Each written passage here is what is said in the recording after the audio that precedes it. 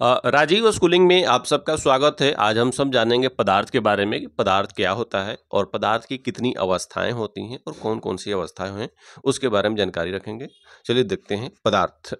पदार्थ जो होता है अति सूक्ष्म होता है या पदार्थ कह सकते हैं कि वह वस्तु जो स्थान घेरे जिसमें द्रव्यमान हो उसे पदार्थ कहते हैं। पदार्थ किसे कहते हैं? पदार्थ नहीं, जो स्थान घेरे जिसमें द्रव्यमान हो उसे पदार्थ कहते हैं। जैसे लोहा, लकड़ी, ईंट, पत्थर, ये सब जितने भी वस्तुएं हैं वो सब पदार्थ होते हैं। और पदार्थ की जो अवस्थाएं होते हैं, वो पदार्थ की अवस्थाएं हमारे 3 पदार्थ की अवस्थाएं होते हैं: ठोस, द्रव और गैस। सॉलिड, लिक्विड, गैस पदार्थ की हमारी 3 अवस्थाएं होते हैं। और पढ़ेंगे ठोस के बारे में कि ठोस क्या होता है। तो कह सकते हैं कि वह पदार्थ जिसका आयतन और आकार दोनों क्या होता है? निश्चित होता है। वह पदार्थ जिसका आयतन और आकार दोनों निश्चित होता है उसे ठोस कहते हैं। और ठोस जो पदार्थ होता है वो अति सूक्ष्म कणों से मिलकर बना होता है। ठोस पदार्थ का होता है अति सूक्ष्म कणों से मिलकर बना होता है, जिसे अणु कहते हैं। और इनके जो अणु होते हैं वो आपस में सूक्ष्म होने की वजह से क्या होते हैं? पूरी तरह से जुड़े होते हैं। और इस वजह से हम किसी भी ठोस पदार्थ को आसानी से दृढ़ दबा नहीं पाते हैं। वो दृढ़ होता है, सॉलिड होते हैं, रिजिड कह सकते हैं। इस तरह जैसे में ईंट हो गया, तो ईंट, लकड़ी, पत्थर, ये सब क्या होते हैं? ठोस पदार्थ होते हैं। और ठोस पदार्थ में अगर किसी भी हम प्रेशर या बल लगाते हैं तो वो आसानी से दबता नहीं है, वो ठोस होते हैं। और ठोस पदार्थ में क्या होता है? इनके जो अणु होते हैं अति सूक्ष्म होते हैं और आपस में जुड़े होते हैं, सूक्ष्म अणुओं से मिलकर पदार्थ बना होता है।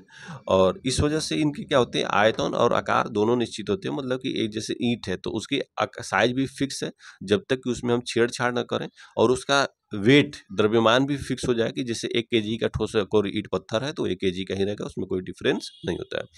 तो पदार्थ क्या है कि जो अवस्थाएं होती है, पदार्थ के 3 अवस्थाएं होते हैं: सॉलिड, लिक्विड और गैस। पहला हमारा था सॉलिड, सेकेंड हमारा हो गया लिक्विड। लिक्विड क्या होता है कि लिक्विड जो पदार्थ होता है जैसे द्रव होता है। तो अगर हम कोई पात्र लिए हैं, जैसे मान लेते हैं ये हमारा एक पात्र हो गया, बर्तन है कोई इसमें, और इसमें हम लिक्विड रखे हैं, कोई पानी रख दिए। तो पानी रखने के बाद इसका आयतन, अगर हम 1 लीटर पानी रखे हैं तो 1 लीटर ही रहेगा, तो आयतन फिक्स हो जाएगा। लेकिन अगर यह पानी को अगर हम किसी यहाँ से उलाट कर अगर किसी बाल्टी में रख देते हैं, मान लेते हैं ये कोई जग है, इसमें रख देते हैं, तो इसके आकार क्या होगा? इसके आकार का हो जाएगा, क्योंकि इस पात्र से उलाट कर अगर ग्लास में रखते हैं तो ग्लास के साइज का हो जाता है। अगर इसी प्रकार अगर हम किसी बाल्टी में लाकर रख देते हैं पानी, तो पानी के जो साइज हो जाएगा वो हमारे बाल्टी के साइज का हो जाएगा। यानी आकार हमारा क्या बोल रहा है? लिक्विड जो भी पदार्थ होते हैं उसके आकार हमेशा चेंज होते रहते हैं, बदलते रहते हैं। और इसके जो अणु होते हैं, द्रव के जो अणु होते हैं, वो ठोस के कंपेयर में कुछ दूरी पे होते हैं और कुछ बड़े बड़े होते हैं। इस वजह से लिक्विड गिरते ही क्या होता है? एक्टिव होने लगता है।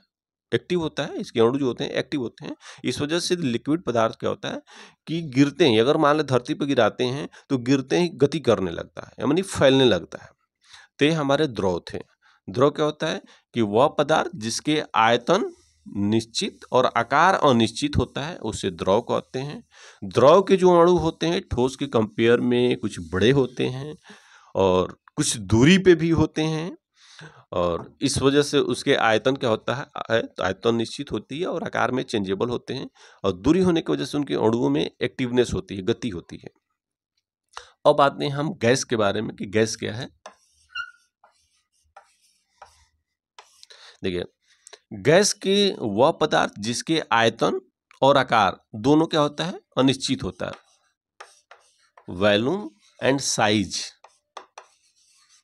दोनों अनिश्चित होता है, ये भी चेंज होता रहता है, दोनों बदल जाता रहता है। जिस पात्र में रखेंगे उसके साइज का हो जाता है, उस पात्र के साइज का हो जाता है, वॉल्यूम भी हो जाती है और साइज दोनों अनिश्चित होते हैं। क्यों अनिश्चित होते हैं? कि इसके जो मॉलिक्यूल्स होते हैं ठोस और द्रव के कंपेयर में गैस के जो अणु होते हैं बहुत बड़े बड़े होते हैं, और बड़े बड़े होने के कंपेयर में वो दूरी पे होते हैं, ज़्यादा मात्रा पे दूर पे होते हैं।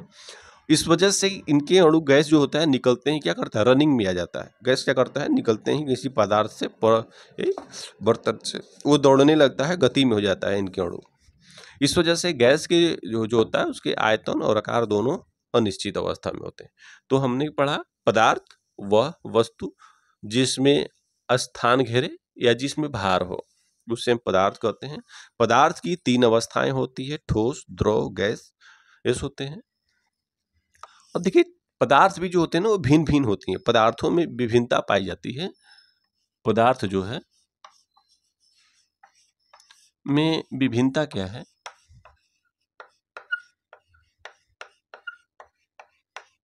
में विभिन्नता देखते हैं। जैसे एक ही पदार्थ हो गया तो उसमें भी भिन्न भिन्न होते हैं। जो पदार्थ हमारे आसपास पाई जाने वाली वस्तुएं हैं, पदार्थ हैं, उनमें कुछ न कुछ अंतर पाया जाता है। हर वस्तु में कुछ न कुछ अंतर पाया जाता है। जैसे मान लेते हैं कोई अगर हमारा पेड़ है, एक पेड़ लगा दिया गया और यह सपोज कर लिया यह आम का ही पेड़ हो, तो इसके पेड़ में, आम के अगर जितने पेड़ होंगे तो सभी पेड़ में कुछ न कुछ अंतर होते हैं। जैसे उसके लंबाई में, चौड़ाई में, उसके फल में या अन्य चीज में उसके परिवर्तन होते रहते हैं। उसी प्रकार मनुष्य है तो मनुष्य में भी अगर सभी लोग मनुष्य हैं, हम भी हैं, आप भी हैं, हमारे और भी पर्सन हैं, तो इनके सभी में कुछ न कुछ परिवर्तन होता रहता है। तो जितने भी पदार्थ होते हैं, हर पदार्थ में विभिन्नताएं होती हैं, कुछ न कुछ परिवर्तन होता है, चाहे उनकी लंबाई हो या चौड़ाई हो या उनके साइज होते हैं। उसी प्रकार एक ही जाति के जितने भी वस्तुएं होते हैं उनमें भी परिवर्तन होता रहता है। तो पदार्थ की अवस्थाएं होते हैं, पदार्थ में विभिन्नताएं होते हैं। सारे पदार्थ, सभी पदार्थों में